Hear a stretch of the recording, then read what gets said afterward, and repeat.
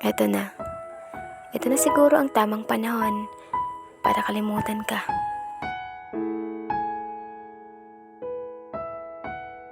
Ang saya pala natin dati. Puro kulitan, tawanan, minsan nagkakapikunan, tapos nagkakapatawaran. Hanggang sa nasanay na lang tayo sa ganong senaryo. Ang dami pala nating alaala, no? Mga masasayang alaala na tapos na at hindi na maibabalik pa. Hanggang alaala na lang talaga. Hanggang sa maalala ko ang huling sinabi mo na tama na, itigil na natin to, ayaw ko na, nakakapagod ka. Hanggang sa unti-unting tumulang luha ko. Iniisip ko kung saan ba ako nakakapagod, saan ba ako nagkulang.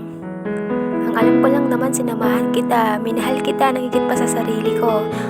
At ako to, ang taong mandyan sa tabi mo sa mga araw na puno ka ng problema, tapos ang sasabihin mo, nakakapagod ako. Ginawawa ko na lang nga yung sarili ko para sa'yo. Para masamoy mo din na napakaswerte mo dahil ako ang kasama mo. Pero hindi eh. Mas dinurog mo ako. Mas sinaktan mo ako hanggang isang araw nagising na lang ako sa katotohanan na bakit ko pa ipagpipilitan ang sarili ko. Hindi niya deserve ang pagmamahal ko, kaya oras na. Oras na siguro para kalimutan ka. Gusto ko na din sumaya pero wait lang. Pakinggan mo ito.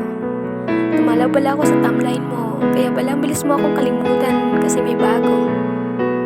Pero alam mo ba kung ano ang naramdaman ko?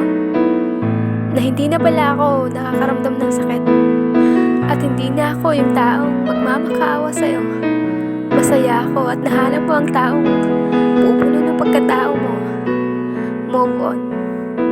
Mahirap sa una pero kapag napagod ka at makasanayan mo na, magiging aral na lang sa'yo ang sakit. Kaya kung ako sa'yo, magpatuloy ka at ipanalangin mo ang tamang tao na bubuo sa'yo.